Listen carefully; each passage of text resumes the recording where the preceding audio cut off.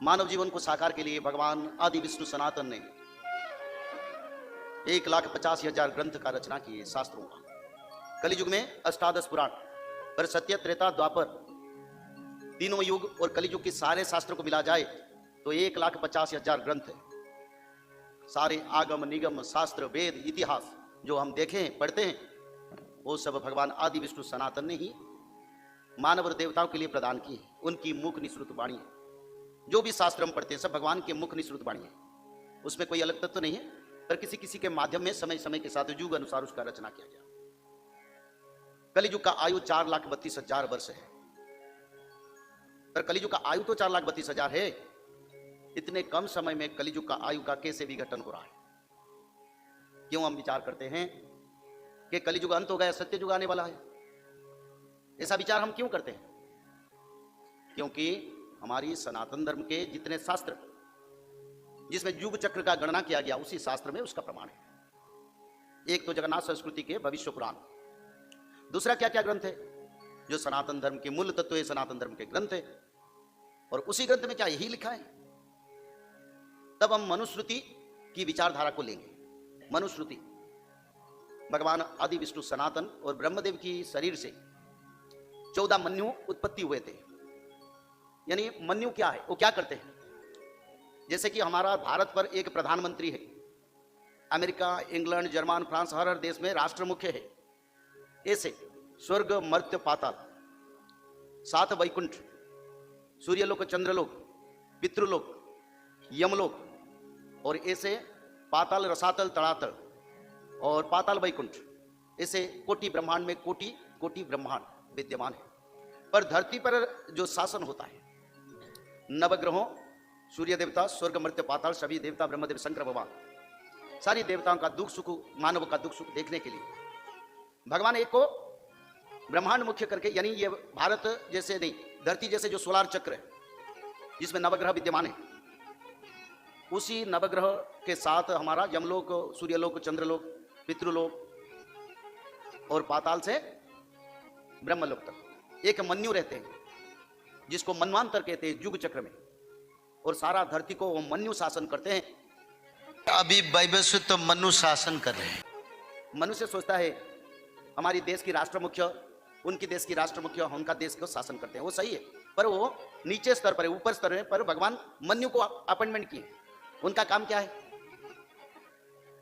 मन्युदेव का काम ही है वो धरती पर कैसे बारिश होगा, धरती पर मानवों कैसे भोजन करेंगे, कैसे कैसे कृषि का उत्पादन होगा, जो सांस लेते हैं पवन देव कैसे कैसे बहेंगे जैसे कि मनुष्य लोगों को कोई परेशानी ना हो, और संसार की पर नदियां पहाड़ियां पेड़ पौधे कैसे कैसे जीव जंतु अपना जीवन निर्धारण करेंगे, और मनुष्य लोग अपना सामाजिक जीवन को कैसे अतिबाहित करेंगे, मृत्यु में कैसे क्रियाक्रम होगा, और मृत्यु के बाद प्राणी कैसे कैसे कर्म से कहाँ जाएगा। एक वैदिक संविधान है मन्यु के द्वारा प्रणीत किया गया। उसी संविधान सारा ब्रह्मांड को परिचालित करता है। लोग बोलते हैं हम काम करते हैं खाते हैं, पर ऊपर से अगर बारिश ना हुए भोजन कहाँ मिलेगा? उसको तो कोई देखते हैं। अगर पवन देव का हवा ना आए तो हमको सांस कहाँ मिलेगा? पेड़ पौधे में फल फूल नहीं आएगा, तब जीव जंतु क्या खाएंगे? तो ऐसे धरती का जो संतुलन ब्रह्मांड का, उसका दायित्व मन्यु को है। उसको मन्यु देव कहते हैं। भगवान के अंश से वो सृष्टि हुई। उन्होंने कलियुग की अंत के बारे में मनुस्मृति एक ग्रंथ है जिसमें रचना किया गया। हम सिर्फ जगन्नाथ संस्कृति भविष्य पुराण नहीं बोलते, हम सभी पुराण का प्रमाण रखते हैं, क्योंकि जितना सरल हो जाए मानव लोग उसको समझने के लिए आसान हो। अगर आपको जानकारी सही तरह से मिल जाएगा तो द्वंद्व नहीं रहेगा, और समझकर आप भी अच्छा कर्म करके भगवान के चरण में शरण में जाएं और जीवन को उद्धार करके सत्य युग को भी जा पाएंगे। पर जानकारी जैसे मैसेज आने से हम देखते हैं हमको किसी को पेमेंट करना है, कोई कुछ खबर आ रहा है तो शास्त्र खबर देता है आप लोगों को ऐसा ऐसा होने वाला है। पर दुख का बात है इतने साल चल गया, कलियुग में सारी शास्त्रों का तत्व मानव सभ्यता को नहीं है। इस कारण हम अंधेरे में हैं और जो जो लोग बोलते हैं उसको सुन जाते हैं। तो इसलिए मनुस्मृति को हम विचार में लेते हैं। कलियुग की अंत की क्या प्रमाण मन्यु ने रखे हैं? तो मनुस्मृति में हमारी जो सनातन धर्म का शास्त्र मनुश्रुति, उसमें क्या लिखा है? चतुर्जाहु सहस्राणि वर्षाणम तत्कृतं जुगम तस्य तावच्छति संध्या संध्या संश्च तथा विधम। भगवान मन्यु बता रहे हैं 4800 वर्ष के बाद कलियुग का अंत हो जाएगा और कृत युग यानी सत्य युग आगमन हो। और शास्त्र में उसका रचना है। शास्त्र तो कोई अनंत समय से रचना है, आज नहीं, कलियुग में उसका रचना नहीं। वो तो आदि युग में रचना हुआ है, कलियुग में हम पढ़ रहे हैं क्योंकि युग के अनुसार शास्त्र मानव लोग पढ़ते। तो मन्यु ने प्रमाण कर दिए 4800 साल के बाद कलियुग नहीं रहेगा। और अभी कलियुग को कितना आयु है? जगन्नाथ संस्कृति के अनुसार कलियुग को 5128 साल चल रहा है। 5128 साल चल रहा है।